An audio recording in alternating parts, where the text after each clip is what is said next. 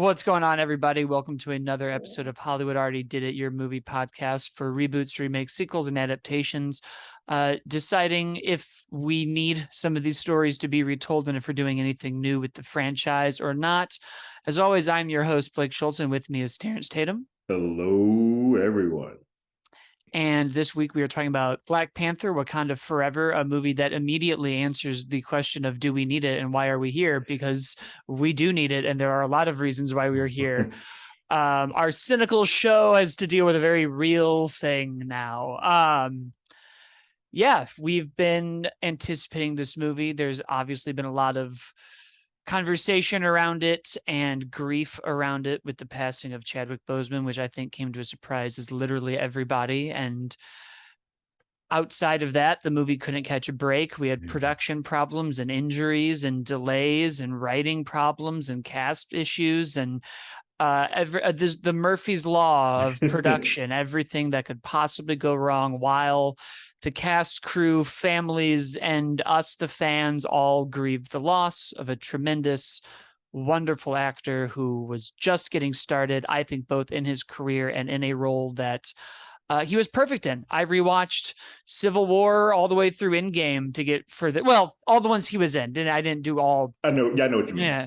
Yeah, the core films he's in. And the entire time, I just kept realizing how what I already knew, which was how much I was going to miss his presence in these movies and with Shuri and with these other characters and the nobility and the leadership. There's an air, a poignancy, a weight, gravitas that he carries that very few others can. And I think we'll get into it, but I think that's sort of how we kind of, there's an emptiness that sort of hits when we watch this one a little bit. Yeah, and I think everybody who's talking about this movie this week is doing their best, at least I hope they are, to come from a place of understanding and kindness. And everyone's grief is different, and there are people who we are all grieving the same thing, but we're also not grieving the same thing, which is something the movie does talk about, which I actually like, which is our relationship to him as fans and to these movies is very different to the cast and the crew, to the family, to the friends, to everybody else. So with all of that being said, what did you think of the movie? Yeah, this movie has a lot of emotions to it. I do, like you said, I want to preface everything by saying, like, I am well aware that this is a film that was hard to do. And everyone had to, there was a script that was written, done, and Ryan was like, yep, I got it. Here's what we're going to do. And then he had to toss that one away because of the tragic passing. So he had to go back and rewrite it. And thus, I think there are some things that were probably taken from that original script and put in here. And then he had to sort of retort around that with what he was given and what he was. And they made it the conscious decision that we're not going to recast this for this. Because of that unfortunately puts them around there's some guardrails and parameters and a little bit of behind the eight ball that they sort of have put themselves into. And so this is the film that we've got from that. So with all that said, I like this film. I don't love it. It does not hit me the same way that the first Black Panther did, where I had this sort of awe, this joy, this character that was, like, for me as a Black man, something that I had not seen to that scale like that. Yeah, we had Black superheroes before Blade, but like nothing that of nobility, of royal, of just like that guy. You walk into a screen, he feels like I want to follow him. I want to be around him. I want everything to be with that. You don't really have that here. And so this movie opens, and it's a gut punch. I mean, I think probably around the world, before that Marvel logo hits, it's just silence. Like the theater is just in awe, and that's kind of it's done well. I do feel a little dirty a bit that some of it is sort of so close to reality, but I don't think any of that was malicious. I think these people all came from a point of care and a point of love, and so they were doing this to sort of honor their friend. We're in it, and then we're off to the race to try to tell an actual MCU story, and that's where some of this kind of gets a little bit muddy for me. Is that there are moments when it's dealing with grief and it deals it, and you feel pain and you're sad, and you're like, oh wait, we are still doing a big MCU film where we have to explain, we have to put Namor on the board, we got to put Riri Williams in the board, we have to do all the legwork that a typical MCU film, and probably what we were going to do in the first place, have to get that done. But we also got to talk about our guy that we lost, and sometimes it handles it well, sometimes it doesn't. I feel like this movie, unfortunately, does a little too many things, and so it does not have the cohesiveness that I think the previous film did. Um, and I'm okay sometimes to sort of give a pass for this one because there's so much that was happening that have occurred that this wasn't really on them. As a whole, though, I think when I sit here, this film had two issues. I'll get to the one way after once you say how you feel about it. But one of them is that this film didn't really have a protagonist, and because it didn't have a protagonist, I was sitting here like I don't know who I'm supposed to follow. It goes from Ramonda to Shuri to Okoye to Namor has an entire 30 minutes of this film that's just him explaining their world, and kind of like I'm getting whiplash because I don't have somebody who I can follow, and a lot of that is because when we finally play that game of hot potato and we end, it's like you're going to be following, and we'll get into spoilers. It's spoilers if you haven't seen the movie, go away. But the hot potato ends up in Shuri. Shuri is who our Black Panther goes to. She does not have the gravitas, the weight that we were sort of speaking of about with Chadwick Boseman. So it feels like, oh, this is the person we finally ended with. Crap. That I like Shuri. I even like the actors. I just don't think that this world has earned the right yet to sort of put that on Shuri yet. But that's kind of the cards we've been dealt. I think this movie loses me a bit because Ramonda is where I think the gravitas and the weight was, and then unfortunately they take her off the board. And when they do that, I no longer have a character that I, as an audience member, can sort of get behind the way that I did the beginning of this film towards the end. And so when it's all said and done, out the movie is over with, I left there sort of again with a bit of an emptiness because I'm like, I don't know where this world does or goes from here because I still don't feel like yes, Shuri is the person that is the current Black Panther, but I don't feel like that is a world that as a whole, as we go along, is going to be the one that I really want to revisit if that's what we keep, if that's the goal, and that's what we're going to end up with from this point on. Yeah, it's I think you're right. I think as a movie, the filmmaking process of this, Ryan Coogler is just very, very, very good at what he does. Amazing at what he I does. don't know that he's capable of making any less than an amazing movie. Yeah. Because I think at its best, the movie is incredible. I really like the movie. So, but I'm like kind of trying to figure out the best way to put it and also not sound like I'm trying to be like, well, because so much of it worked and so much of it was awesome. And I gasped in the theater and I cried and I felt very, I guess when I think about what it's trying to do, the best word I can think of is this is an effective movie. Mm-hmm. Because if its goal was to elicit feelings of grief and sadness and make me connect with moments of grief and sadness and loss in my own life and see how different people react to this, that's an incredibly effective piece of the movie. Yeah. It's very hard to sit down for a fun MCU movie when the MCU's phase 4, which I really liked from day one with WandaVision, was like, what if everybody was going through it all the time? All the time. Which I think we've talked about on other episodes with this is very appropriate for a post-Thanos phase. I think this is very effective. And in a weird way, the culmination of this phase being saying goodbye to this hero in a weird way is a narratively and thematically good way to end it, to literally burn the robes of grief and let go and get ready to move on is a great concept for a phase that has gone, well, Wanda can't let go and now has become the villain, and Strange can't let go and has created incursions.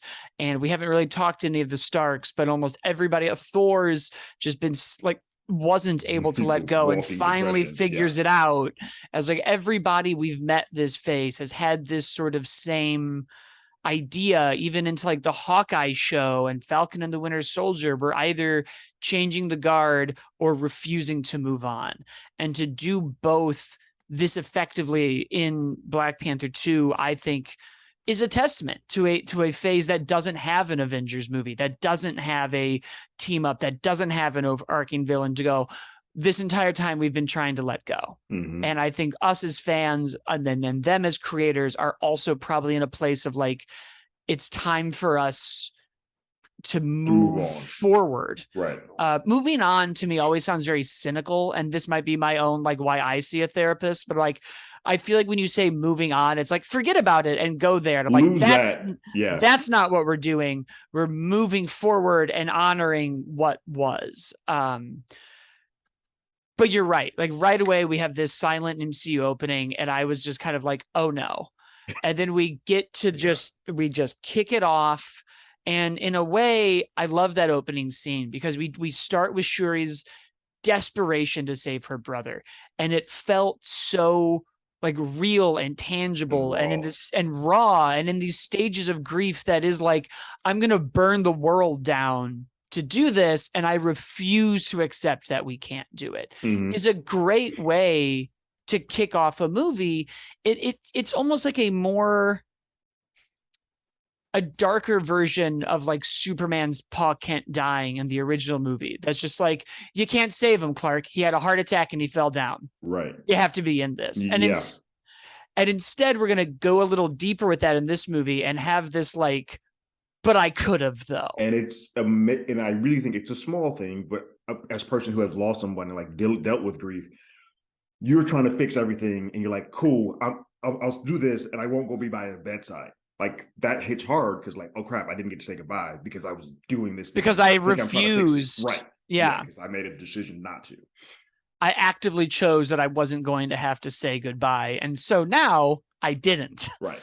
And I really like that. And then you're right. We're following Angela Bassett and getting to the world building moments of this film are awesome. Mm-hmm. Vibranium has been revealed and people are trying to steal it. And guess who it is? It's everyone who says they're not doing it, and watching them argue in the UN and seeing kind of where the first Black Panther left off with this, like, we're going to give it all to the world and going, actually, here's why we didn't. Right. Is great. And I love the concept of saying, hey, you guys know our king is gone, so you think it's free range to come and get us. Hold on now. And then Namor, I thought, was incredible.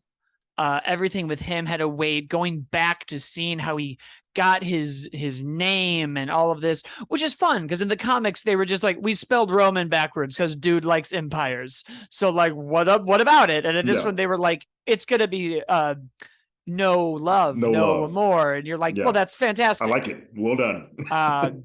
Dropping more mutants in, we're just going to casually start throwing them around. Yeah. I really thought we were going to introduce adamantium in this movie. I really was waiting for somebody to be like, well, if we can't steal it, we're going to recreate it. Right. And they were going to have, but we're already doing. There's already a lot happening in this film. Yeah.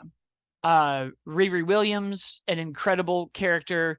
Another incredible moment where I'm like, why is everybody in this movie dressed so well? Why is Shuri just on point? Very good for her. Every outfit everyone has is just so good. I'm over here with like a hoodie and jeans on. I got to step it up. All of that. I loved Riri's story. I'm excited for more. I thought she stole every scene she was in. Yeah. But we did, I think, a similar thing with her and Shuri that I wanted more of, which is we see Riri fly up into the sky. She can't breathe. She falls. We save her. I immediately went to Iron Man 1 and was like, the icing freezing problem. Yeah.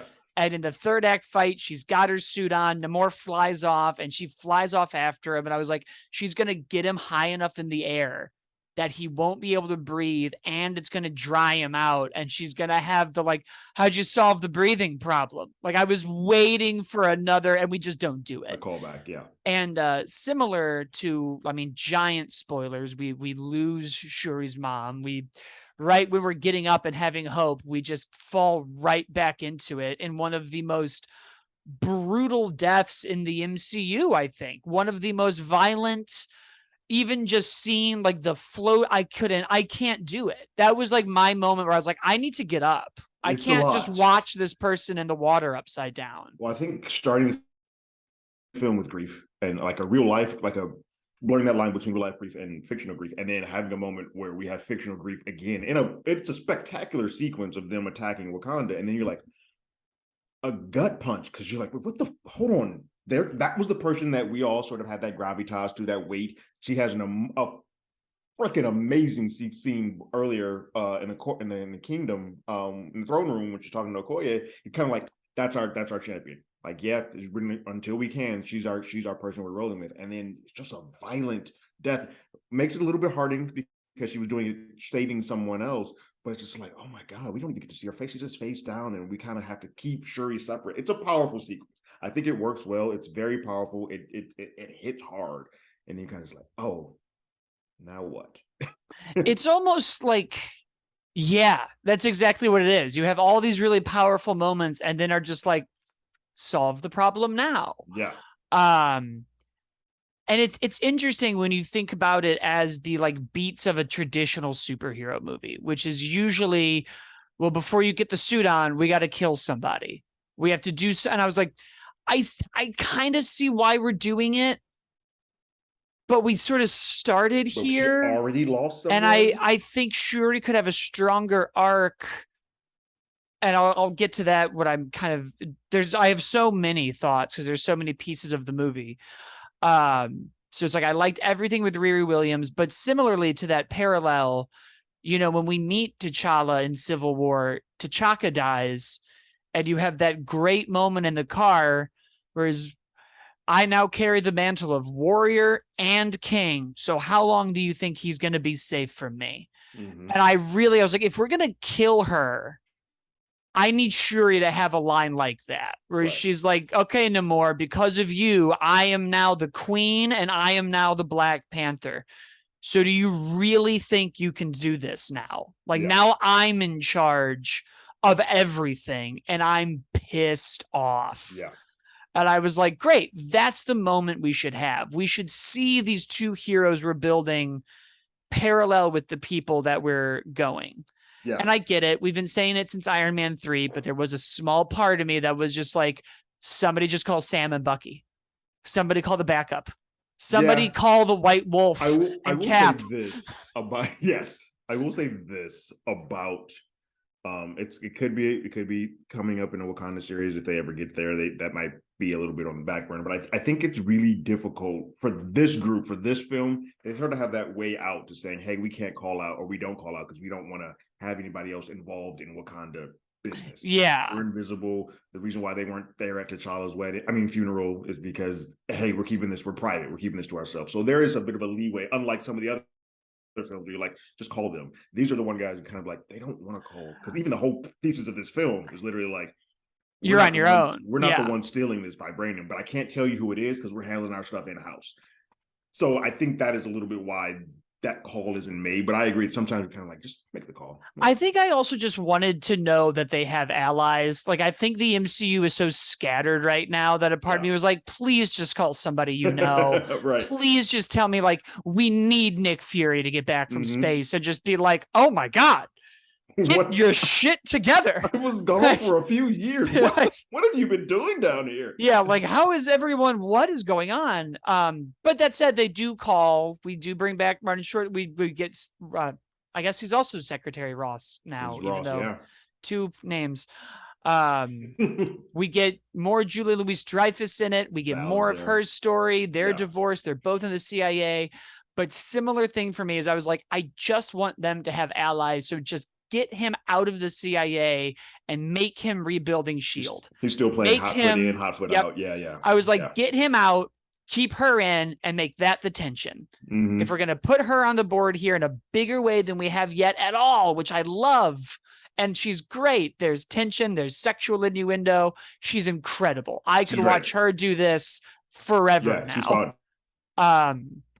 She's fantastic. But I was like, okay, but like, I just want someone to be on their team. I just want them to have an ally. I think it's weird. Here's what's fascinating about this movie. I like Riri and I like Val and Ross. I love them so much. They don't need to be in this film. And so I was sitting here a lot of the times like, I want to see more of them, but not here. Take them out and let's do more with what's happening in Wakanda. Let's give more moments to Shuri. because I think my major issue with the back end of this film is when when Ramona does pass, and Shuri sort of is now just angry. Now you've been there when you're dealing with grief, and then now it's become anger grief, and you just want to lash out at everybody.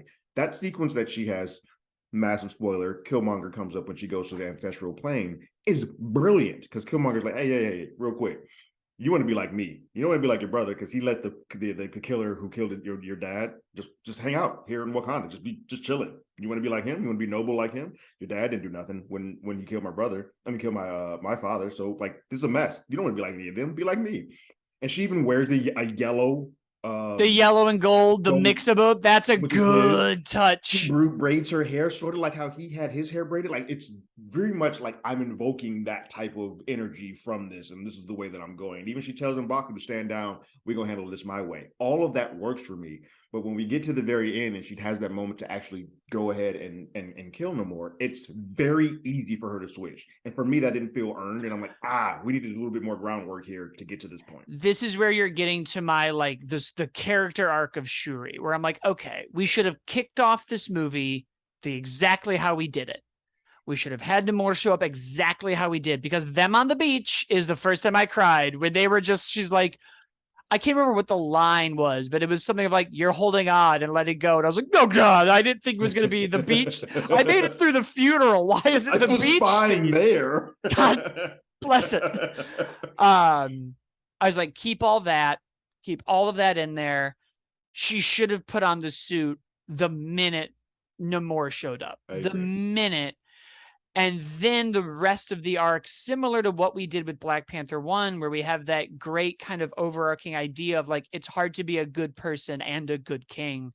You need to decide how you're going to do this, T'Challa. Like, you got to, like, which way are you going to go?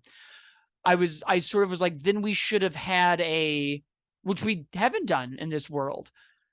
Give me a Black Panther and a ruler.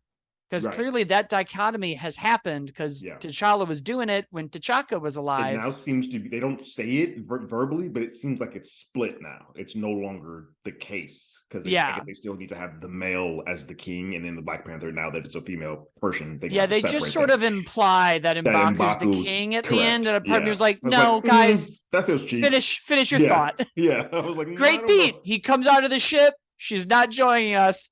I'm going to fight some people. And I was like, yes. I like that, but we got to do a little bit more work. Because you can't just have a queen be your king there. He also steals every scene he's in. Yeah. If you had told me some guy was going to be like, I'm going to show y'all how to make a carrot swag, I would have been like, that's ridiculous. Like, when he calls, you bald-headed devil.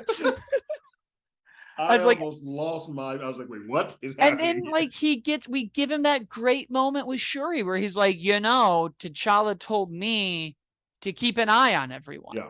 Like, I'm doing this.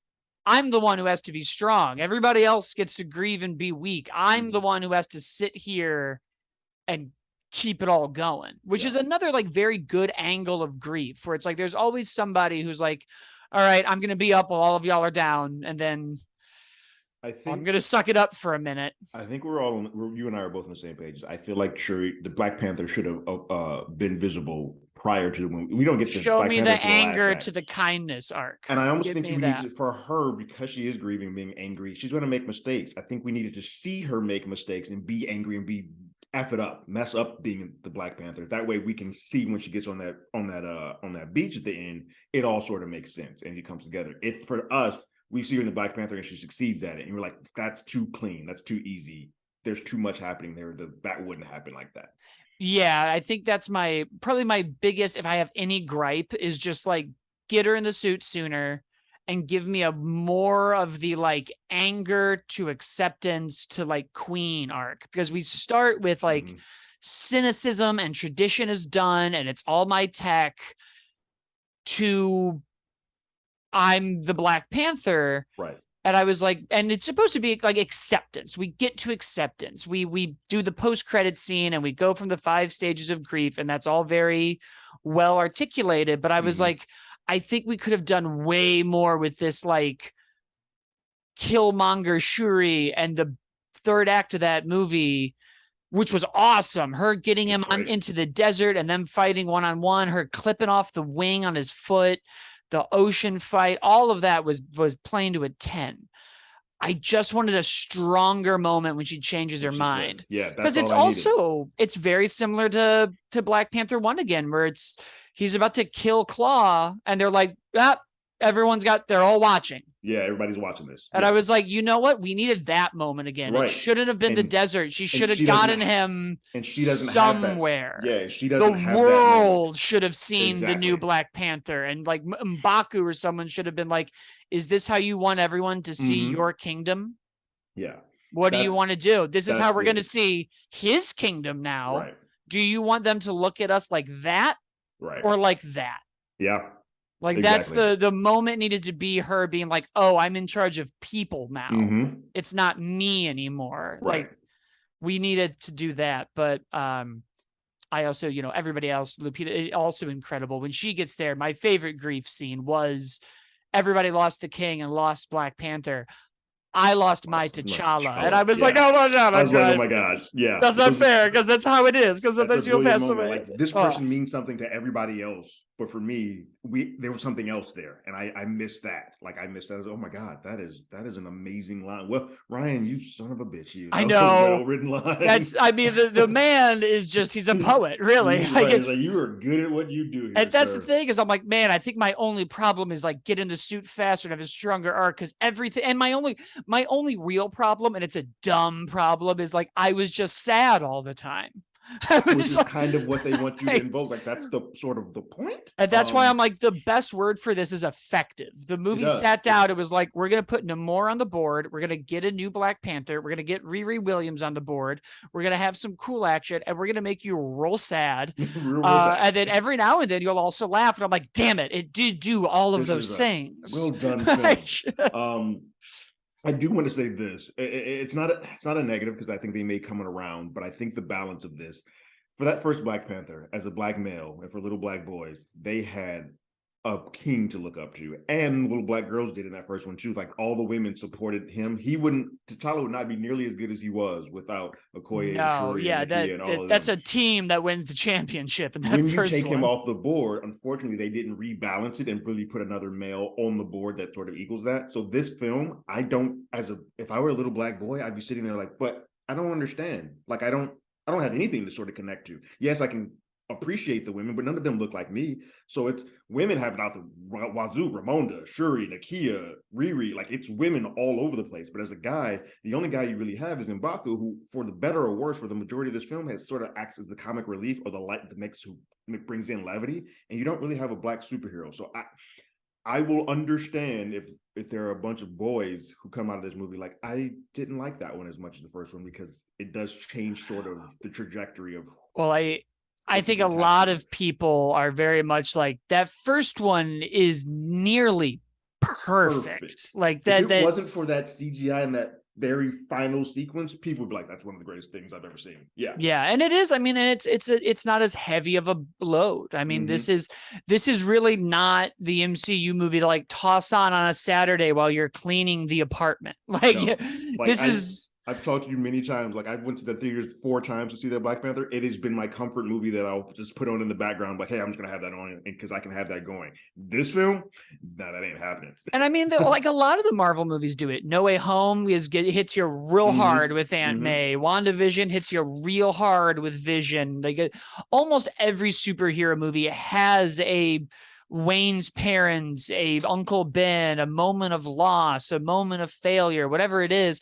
This, I think, is the first time that I watched it and was like, this is very real.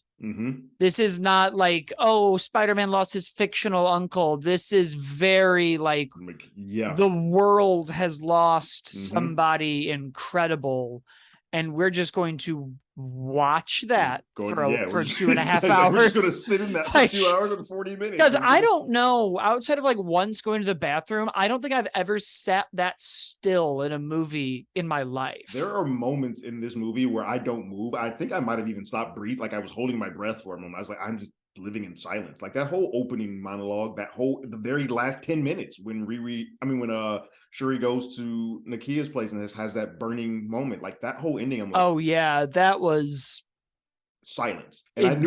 I knew what was coming. I'm like, they're about to pump this Riri song in, and I'm about to lose it. And then they do. And I'm like, well, There we go. Yeah, that ending was so good. It was Really, the perfect. whole like it just in the middle, you want a little bit more focus, but really like The once handling we're of the grief on the bookends is brilliant. It is once we're perfect. in that Yeah. third act, and because I am a sucker for a suit build, as soon as she comes out of there and holds up that helmet and then throws up the computer, and you're just like, ooh, here we fucking go. Like, Yeah. we're doing it. Put on the suit and make the Yeah. plan. Let's go. We're on this boat in the water. We're organized. Riri's flying around. We She's got a team. dragging Call Namor to in the desert. call in a Yes. call in Okoye because they about to go in. They Oh, got their new suits. It's about to go down. I'm like, oh, this which is those all were great. my only. I was like, we could have gone back to that design twice more because it's like the Court of the Owls meets the Predator. Like It when it reminds me a little lands, bit of Predator. There's it some. was too much like Predator. It's They very landed, I was like, that's Predator. it's very Star Wars prequel shiny, like the way that they're like I was like, oh yeah, somebody need to kind of go back to the lab on that one again. But I like the concept of it of saying like let's get Okoye behind the suit. Oh yeah. Oh, I like yes. Have Black Panther and the two. Yes, Yeah. yes. Yeah. This is all that. Of course. The post credit sequence. How did you feel about that one? Um, I have a lot of mixed feelings about it, and this is where I think I get cynical as a moviegoer. And I think this is where I separate the grief from the like just the guy in the seat watching the movie. Yeah. Because I was like, this is really cool. I like that he has a kid.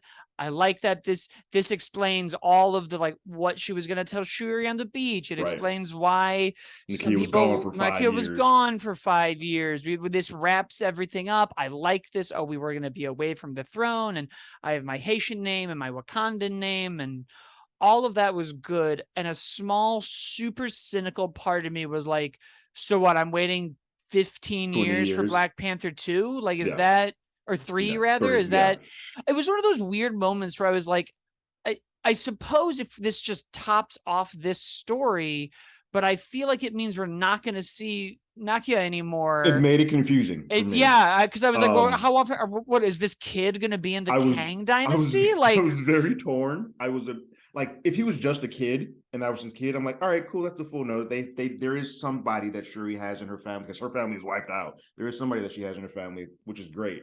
When he says that his true name is Wakanda name is T'Challa, that's when I'm kind of like, all right, guys, now you're starting to piss me off a little bit because it felt a little too tongue in cheek, kind of like wink, wink, and it felt like Ryan was like, hey, I know I chose not to recast T'Challa. I'm gonna let this be somebody else's problem 20 like down the line. Yeah, worry about this and figure this out later. I did what I was supposed to do. I grieved my friend. Here, do whatever you want with T'Challa's name after this. Yeah, it was a very interesting, like it was effective to end this arc. I get that we're legacy and leaving it on and family. It was another moment where I was like, I just need you guys to tell me what year it is. Because I started being like, well, hold on, are we like he passed away? We had a year back. I don't know how long it's been since he came back from Endgame to his passing. The kid is at like 5, I think, 5 or 6. Yeah. So was she pregnant during the snap, the blip? Seems like that's what they're in, or that yeah, she had just had the kid right before the blip and then raised him, and then he came back and was aware that he had a kid. There was and this is happening more and more with Marvel, where I'm like, you gotta tell me what year it is and what like I almost I'm really just need 2024, 2025 Earth. All I need at the bottom is some dumb 24. Yeah, just do it like 24. Just give me a timestamp at the bottom, Earth 616, 2020, whatever. If you really want to get fancy, X years after the blip. Right. I just need some frames of reference. Put it in somewhere because now you're playing fast and loose. Yeah. I think the biggest for me is like you kind of said, like, I don't know if that sequence meant that, hey, we're not coming back to this world for a while until this kid is up. And then that gets really murky with the timeline of like, wait, so the world is still going to be doing their thing while Wakanda does their own thing. We have to wait for this kid to grow up. Or are we saying Shuri's going to be the person that we use in the meantime, and then eventually we'll get to a point where this kid grows up? Or I think it might be better. I think they put themselves in a range where they kind of have multiple choices. I think the best choice might be like, hey, let's go to a future version of this world, grab that T'Challa and just bring him in. And that way we can kind of skip the mess. Also, that theory now of like, well, we're going to do multiverse and we'll get the Killmonger Black Panther, the whoever Black Panther. I don't know that I want to do that when 616 Black Panther has a kid. Yeah, I well, don't I know if think like if a look, hole opened up and a person walked out and was like, "I'm I your dad from I think here." I think the messier thing about that too is it does create sort of a missing or not around black father trope that I don't want to play around. I was like, that gets a little dicey. So I think the smartest thing would be go to probably if they want to age him up and age him up quickly, let's go ahead and just do a future version. Like we go into the future, Mhm. a different universe, but like the future of this, and then we that way we have a grown up T'Challa back on the board. That way you can kind of clean that up a little bit. I think everybody would be okay with that. I think why I now understand why recasting doesn't work for some people, and it took me a while, the longest, because I didn't get it. For a lot of people who are not comic readers, they had no idea who the hell Black Panther was before that movie came out. It's not like Batman or Spider-Man or Superman. They had no idea who that character was. And even some of the book readers, who comic book readers are, didn't really know him. Maybe like 60% of the audience. So he wasn't a well-known character.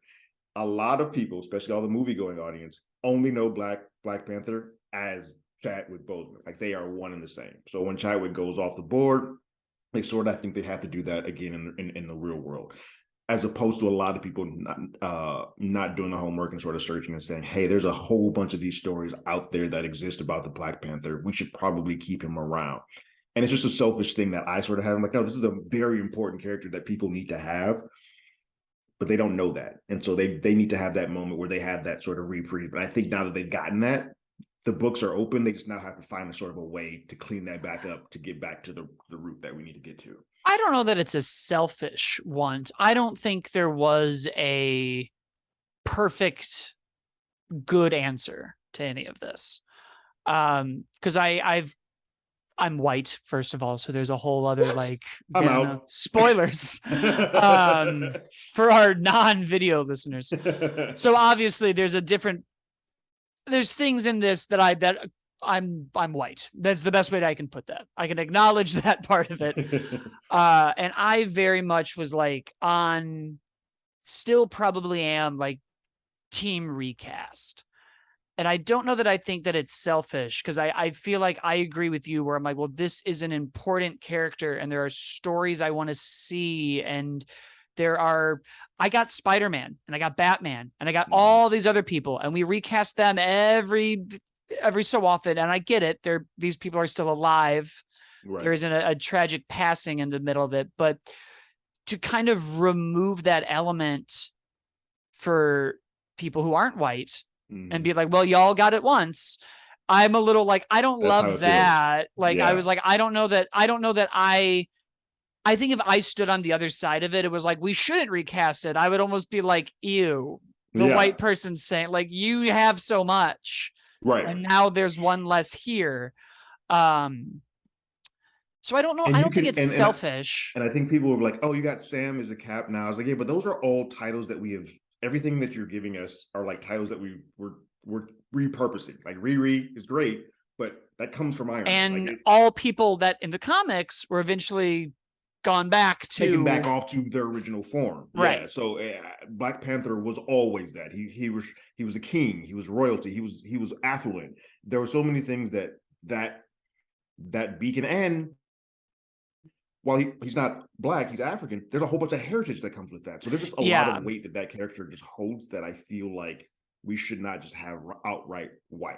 I do love, now that I was thinking about it, if we do go get a future version of that particular T'Challa that we get at the end of this, we can easily put Storm back on the board because he's not going to marry his mom. When you said that, I very much went like comic booky and was like, ooh, are you saying we should do like an MCU 2099 and kick it off with Black Panther? And that's how we'll get like Miguel O'Hara and these other, like, yes, I would. That's a Disney Plus show I would watch. Exactly. I was like, ooh, yeah. Then I actually would prefer if the Wakanda show, like whatever they were doing now, just kind of goes and like, hey, this is going to be about the T'Challa in the future, and I mean, then eventually it ends with him bringing that one to present day, and I'm like, solution, we have solved it. There's a lot to do. Yeah, I think there's just always, to me at least, going to be a hole with Chadwick Boseman and with Earth 616 original Yeah. timeline, blah, blah, blah, blah, blah, sci-fi words, T'Challa, that I'm going to be like, yeah, whatever we do It's going is to be, going to be imperfect. And yeah. I know that if we had recast and whoever we got, because I will say, whenever I'm challenged on that, and I'm like, I kind of think we should recast it. And someone's like, well, who's going to do it? I'm like, well, I don't know. But who? Like, not Are my you? job. I know it's above my I pay just grade. support the notion. I don't have to do it. Yeah. No. Nope. But it is interesting when you are like, well, we did recast War Machine. We're about to recast William Hurt. We've had all of recasting roles in Hollywood has never been a As big of problem. a And if burden as this is. Yeah. and in the end, and again, like there hasn't been Sean Connery didn't tragically pass away and us get Roger Moore. He I mean, said, I think the biggest one that most people kind of point to, and I think they handled it well, was like the Fast and the Furious. They chose not to recast. They just wrote his character onto the yeah, sidelines. I would have actually, and I think that's what some people get a little upset with. Don't kill T'Challa in this world. Just put him on the shelf. And I think that's where some people might have a bit of an issue. They chose to like, no, we're ending this. that This is was very final. my point of view on it. Is I was like, let's do Black Panther 2 and pick your poison. Yeah. He's in off world. He's I'm even here. okay He's if the disease wherever. part of this stayed. He doesn't die. He's just like he's in a coma. Like he's gone. He's on the shelf for this, and we have to sort of figure out how to run a community. Everything else can still be the same. Because Like the they're king's on the board, off the board. We can attack. The rest of the movie works with him just being in a coma, and then you can kill Ramon if you need to, because that gives Shuri more of an impetus. But it's very final to just wipe that male off. yeah, I would have board. been fine because like even in the comics, we do the eventually T'Challa goes to space and takes Wakanda to space, and it's a big. And I was like, I'd have been fine if they were like he's off world doing something else, and I would have been like, great, Yeah. we'll have that there. We can see how this feels. We can see how we feel in a few years. Because grief is a long process, so it's. I think, yeah. But now we put ourselves in this corner. Like if for Black Panther 3, suddenly the recast T'Challa movement is 50 even times stronger. bigger, we're just gonna go, yeah, but now we can't. Right. Right. Now we've made it so that that's not possible. And I think when people get further away from this, all those people that are saying don't recast gonna be like, wait, are we not doing Black Panther again? Like, what's happening? And it's kind of like, well, guys, this is sort of the road that we chose here. And I mean, like, we know Phase 5. So, like, we know, but then, like, Phase 6 right now is just the FF and 2 Avenger movies. Right. So, like, obviously, that's where we can put in Shang-Chi and Black Panther 3 and all of these, like, where are they? It's like, right, yeah, that's, like, 2 years, and then there's more. Yeah. Like, sometimes we have to play the long game. I mean, because this movie's making money hand over fist. It's going to, there's an audience still here for you. You're not want to just, and Wakanda is so important to what they're doing in the MCU that you can't just wipe this off the board. You have to figure out a way back here sooner than later. Speaking of Wakanda as a place in the MCU, I was real concerned that Namor was just going to wash it away and we were going to have some like the Asgardians are going to take them in and we're going to have a new Asgard Wakanda place. Yeah. And then Valkyrie will just be the queen here and Shuri will be the Black Panther. For a minute, I was like, please don't destroy Asgard and Wakanda in the MCU. Yeah, please don't. You're taking away don't do that. You blew up the tower. You took away Avengers Tower. You took away Asgard. We need something. Something has to, we need some type of beacon. Yeah. I was like, please don't make, although I would love, like, I was like, but sure, yeah, bring in Valkyrie and everyone. But one thing go ahead. Even with Riri, my one small, it's not a problem because she's about to get a whole show and we're going to get Armor Wars. Yeah. And I was like, it's interesting. The only people we now, I don't think, have seen grief past Endgame are Pepper, Rhodes, and Happy. And a part of me was waiting for at least a line. I was waiting for Shuri to be like, about your suit. I can only do so much. What you need is an arc Oh, like a reactor. reactor for her. I was, Yeah. or like for like War Machine to like, I know Hmm. there's no post credit scene for all of the reasons we've already been like, it's very Yeah. sad and It's would yeah. feel You kind of you tacky. you would, yes. But a small party was like, wouldn't hate it though if Riri got back to Chicago and Rhodes was just like, hey, I saw you flying around out there, but tell you what. It's interesting because the model that she on her board that she wrote up looked more like the one that we get in the traditional comics with the actual arc reactor. So she kind of took that and put that aside. The suit that she's using in Wakanda Oh yeah, Forever, I Shuri don't think wouldn't we're even ever let going to her, see that again because she wouldn't wouldn't even even let let her him take take that. it. Yeah, so like that was there specifically to hamper and stop Namor. So if anybody in Wakanda needs to, if he stepped out of line, they have it there. So what we get in her series is going to be about her building from pretty much one from the ground up. So I'm okay with that. That's the only reason why I didn't buy a Riri figure for this one because I'm like that's not going to be her main Oh, suit. I have the comic book one. I'm like, that's gonna be Yeah, that's the Riri I'll have until I'm sure they they'll come be. out with yeah. So Um, the one thing that I was thinking before we get into the numbers, the one thing that I was trying to wrap my head around this. How does this film hold up in like 10 years or 15 years? Like if a kid who had not seen this in real time tries to watch this, would this be as heavy hitting because they don't have an attachment to Chadwick? I feel like a lot of this film works the way that they want it to work because we as an audience all love Chadwick Boseman and he's gone. If you take that away, that's not as important. Does this film work as well if you go from I Black Panther 1 to this? I think because the MCU is so big and there's so many moving parts of it Mm-hmm. that if you introduce somebody to any part of it, if you're even like, we don't even need to watch Iron Man or Endgame or any of this, Black Panther, Black We can Panther start 2, here. Yeah.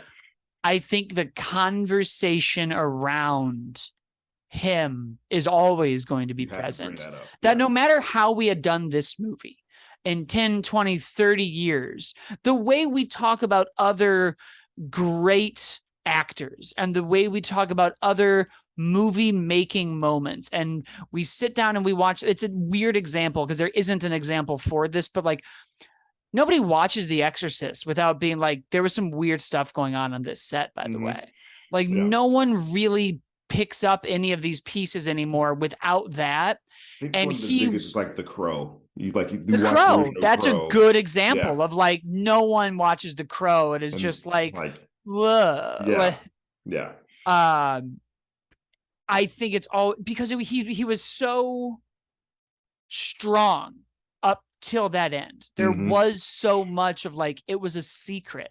Yeah. And he was still doing the workouts and still Still doing the busting his press ass. Yeah. tours and still doing the Wakanda Forever salute for the kids. Mm-hmm. And still, like, he never let this get in the way of any part of his life. I mean, it's weird. He was T'Challa, like in real life. Like Yeah, what like he it. was doing was like, I'm protecting everybody from this pain that I'm going through, but I'm still giving them the king that the character that they all look up to. I'm still giving you that. I think it's always going to be like the story about the story. I Mm-hmm. think that whenever anyone shows this to their kids, maybe if they're 5, you It's a won't. I hard don't one because you know. didn't have to explain death and grief, so that gets a Right. little And I have a weird like that. I got that very quick in my life. So I'm right, like, tell right. them when they're young. They're Rip the fine. band-aid off. It's They're okay. fine. They'll know. Um, so I was like, but eventually, like that story is there. Like Okay. that's at least what I would think. Like Yeah, I I've been couldn't going back and forth, imagine but I with having a you. kid and watching the MCU and him being like, hey, where'd T'Challa go? And me just be like, well, you know how it goes, son. I can't Shit happens. He's like, wait, imagine. no. I mean, people still talk about sports teams from like the Right. 40s. I'm Yeah. sure that we'll still talk about. That's a good It's point. Yeah, it's a like good point. there's no way. And this was a zeitgeist film, the way that it sort of blew That's up. this also Yeah. kind of like it does capture a both an incredible moment when Marvel, Disney, Ryan Coogler, Kevin Feige, Chadwick Boseman, and every other actor and every other part of this just very, very loudly went, this audience exists. We're here. Yeah. Like, here it is. We've Mm-hmm. changed all of it. We've changed that part of it. And now we're going to do it again. Like this movie does encapsulate such a tragic and important an insane part of like not just the MCU, but like movie going history. Yeah. Like this is now like this weird, like sad and terrible and gone too soon and all of these things. And I'm almost like the movie might age Might do better for better. it. It might become this like everyone knows this story Mm-hmm. and everyone's seen. And also, like, speaking of the why, if we're getting into the meat of our podcast of like, why are we doing this story and why now? And that answer is very obvious. This isn't like, well, what's the eighth Spider-Man? What are we doing anything new? Like, we're doing everything is new. Everything. Every single part, I can't think of one other movie except for Clerks 3, which tricks you, which is different than this for 1,000 reasons in one.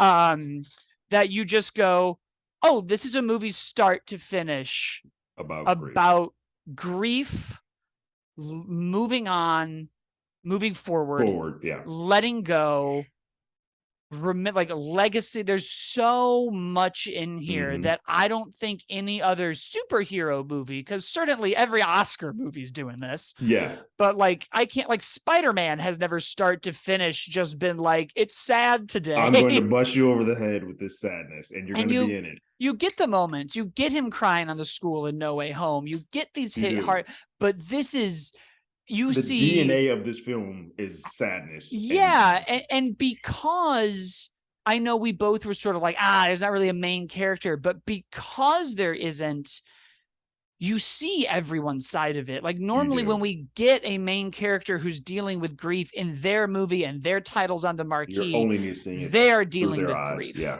And we are watching these incredibly strong moments of like, well, you stayed in the Royal Guard, so you didn't even help him when Killmonger was here. And you did like, everyone starts blaming everyone else. You're watching all the strong women that sort of helped and held him up and supported him go through their grief in a various different amount of ways. You're seeing it from Nakia, you're seeing it from Shuri, Ramonda, on and on. So that is sort of where this picks up. And you're right, there are no films like this, especially not a superhero film like this. That just doesn't exist. You even kind of get it from Ross. Like he doesn't really have a like RIP moment. And he almost plays like the coworker, right? Like he's almost the one who's like, it's sad and he was incredible, but like, I got to keep doing what I'm doing. I have to keep going. I know you miss him. I miss him from afar. He helped. I wouldn't be here. He saved my life. Like you even get one character who is like, guys, this sucks, but like, I can't hit pause on my life. Like, like I go, y'all go do what you got to do. But like, the CIA would be worse without me. And a lot of the impetus of why he does what he does, because she was like, you owe my brother, you owe me. And he's like, well, hell, I do. Like, I wouldn't be like, I have. And now he's just with them. Now they've broken him out. He's now like he's now a fugitive. Like he is. Yeah. In one of the best comedy moments of the movie, of like one of the best jokes was just like, this is great. So I do think it'll stand the test of time. As I talk about it more, while it's hard to watch, I think I'm appreciating it more and more. I think I'm really seeing the, like, in a weird way, like Chadwick Boseman still is the lead of this movie. Cause like, it's not like we mourn him. Sure, he puts on the suit and it's a Black Panther movie. Right. He is in this movie from the beginning until the end. Right. Like it's almost like tragically beautiful in that way, where you're like, oh, we're really like moment to moment to moment, unless we're fighting Namor. And it bleeds from scene to scene. Like it seems so simple, but when Okoye, it didn't even dawn on me. I'm like, I sent you to do this mission with my daughter because you needed her to get out. And Okoye, you lose my daughter. Ramona's like, now I have no kids. And because of you, I trusted you, and now I have no children at all. And I'm like, oh yeah. And then she starts bringing up stuff. This is what you do when you're in pain. You're like, look, when my son was not the king for a minute, you flipped and started helping out Killmonger. You just start getting angry and viscerally. And upset. I love the comparison, and I wish we had Daniel Kaluuya in the movie. I understand. Like, I don't even know what he would do story-wise, and I kind of dug that we saw I assumed, I guess they don't say it, but I was like, oh, those must be his new representatives, when M'Baku's just like, those traitors shouldn't even be here. And I was like, oh, they're all right, we're still in this. But even when they're like, well, like, she also lost. Yeah, she can go visit him. Yeah, like he's still alive. That's not the same thing. It's not the same. Like he's in jail, but he's not dead. And I was like, I like this too. This is also something you always have somebody when there's a passing who's like, well, I had a breakup. And it's like, I know how you feel. No. Don't you even try. So yeah, it's like I've said now 1,000 times. It's so effective. It's a like film, the movie is very effective. I think because how much grief it is and how much pain it is and how heartfelt it is. And the pacing, it's long. It is very long. It's 2 hours and 45 minutes. I don't have the rush that I did from that first one, because that first one was full of joy and excitement. No, I mean, new. I didn't rush back to the theater, but I do think when it is available in 40, however many days they do that might be a little longer for this one because it's going to be still making money. But whenever it comes out on streaming, I will actively put it on again, because there are pieces that I think I need to sit in and kind of sit in alone so I can ugly cry by myself. It's just one of the few superhero movies we have that is baked in tragedy and doesn't and it doesn't let you get away from that. It makes you deal with your own grief, whether that's your grief from Chad. There were moments in the movie where I was like, I know I'm here grieving Chadwick Boseman, but y'all just said a line and it made me think of my friend or my relative who passed away. And there were a lot of moments, and I'm so mad at you for that. There were a lot of moments that happened. Like, I mean, because they don't say what the disease is, but it's I mean, my poor therapist is now back to sitting here like, you are messing me up, Chad. Jesus. I very much am like, all right, between Taylor Swift's album and Wakanda Forever 2, I now can just send my therapist media and be like, here, we don't need to meet. This is why I'm sad. Yeah. Fix it. Because that's how therapy works. Me better. I want you to give me the solution so that I can solve it. I'm giving you what the problem is. Fix it. Yeah. Give me the key to this door and then we'll just be done. Yeah. That's not how therapy works. I take it very seriously. Don't anyone take that for yes. But yeah, very it doesn't let you go. And every other superhero movie is like hope, and at the end Spider-Man swings around and Batman gets up, and this movie has hope, but it's a very real version of it. It's sort of the difference with how neither of us, we don't hate it, but that's how like Thor: Love and Thunder dealt with a similar issue with cancer and whatnot, but it does it in a very jokingly way. When they have a pain moment, they go right, like, cool, we're not going to live in that. We're gonna have a joke and ha ha ha ha. Because that keeps happening, that feels a little disingenuous. This happens, you kind of like, I don't know if it's raw. I don't know if I want to sit in this, but when you do, it makes it better feel. Oh yeah, I mean, 100%. Like, I like Thor: Love and Thunder and I like Ragnarok, but we blew up his planet and then we made a joke. And I sat here on this podcast in 2017 and I was like, let me feel that feeling. Yeah. I want to sit in You don't get to blow up Alderaan and then like crack a pun. Right. Like, what are you doing? Yeah.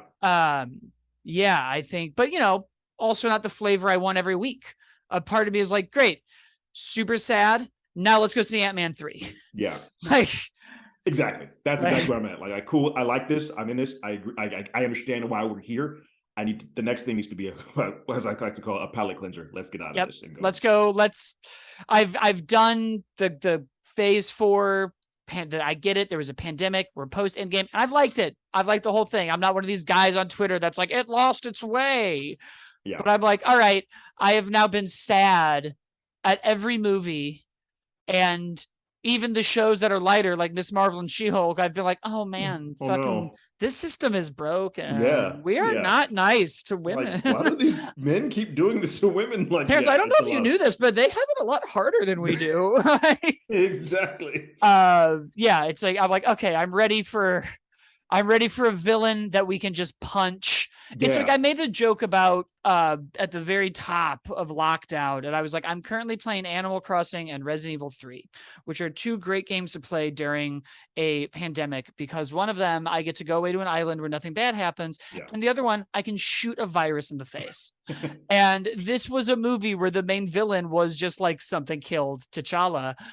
and you're like, I can't I can't. beat, There's nothing I can I do about can't that. fight that villain, and I'm Yeah. very excited to now have Kang and be like, we can punch him, Punch him and in the there's a face. lot of them, and we can punch him all of the times. All of them should be Different. punched. This is great. I want to go punch the bad guy now. Yeah.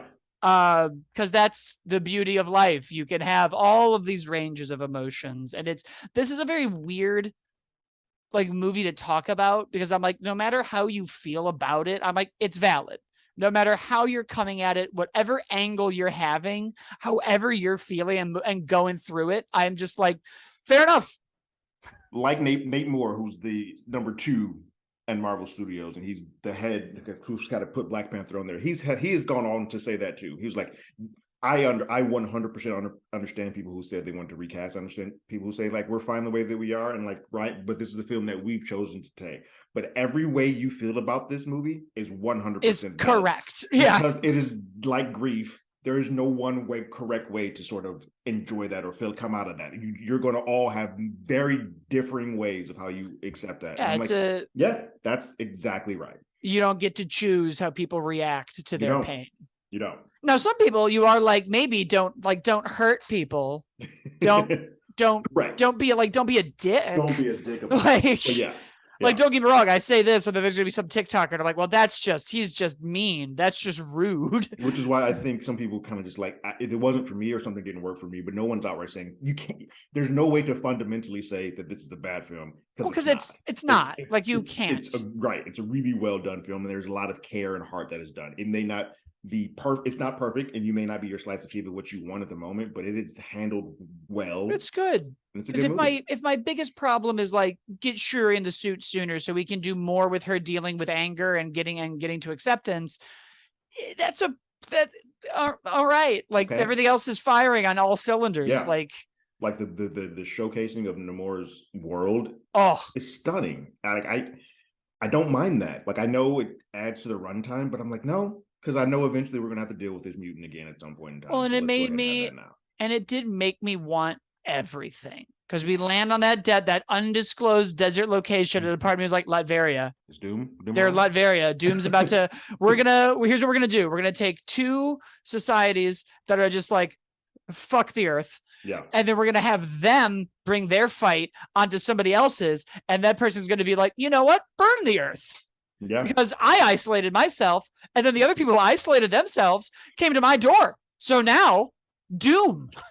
And I have the luxury of they're not telling anybody about us. So we still have this real carte blanche where we can do whatever the hell we want to. Yeah. I was like, yep, this is making me like, oh, they're doing what they do best. They're making me want the Riri Hartz show. They're making me want Armor Wars to show up. They're making me want the FF. I want M'Baku to have all of the movies. Yeah. I want the Wakanda show. I was like, ooh, you made me so sad, but then so excited at the same time. I will say that Nate Moore did come out and say that the Wakanda series, it is still happening, but it's not nearly as close as people think, because I think they're probably all kind of sitting like, let's see what the reaction is to this film first, and then we'll kind of decide how we approach that afterwards. Because this can go either way. I think that's what they're sitting in this world. They're like, this is the story that Ryan wanted to tell now to get off his chest. We don't know what's happening next with Wakanda or the Black Panthers franchise, and we're going to sort of play it by ear. How you guys were how the audience sort of responds to this is where we'll go from there. Yeah. I guess that just leaves box office numbers. It's making what, 100 million domestic, 330 international, 330 worldwide. Yeah. So we're fine. It's doing well. It's doing well. Once again, the theaters are back. I think the numbers for I'm interested to see what the second week numbers for this are.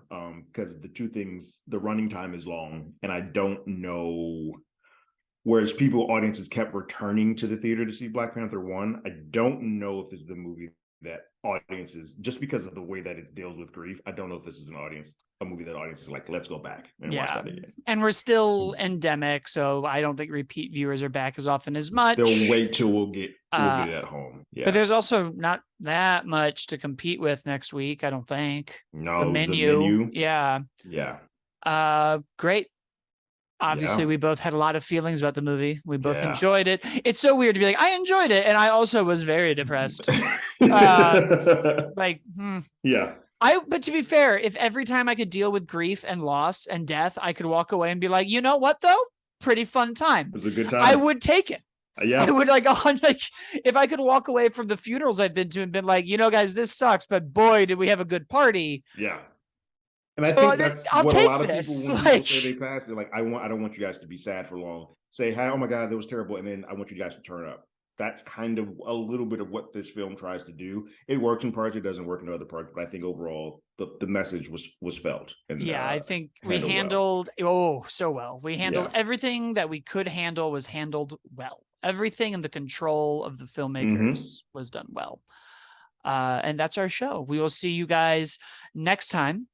And you can, of course, follow the show at Hollywood ADI on Twitter. Terrence is at Terrence Tatum, and I'm at, as always, Blake. Terrence does our YouTube side of everything with trailer reactions and show reviews and everything else. And we also have the Marvel Pair Up podcast, where we do our mini series for any Disney Plus show, along with the cinematic history of whatever genre that show happens to land in at the time.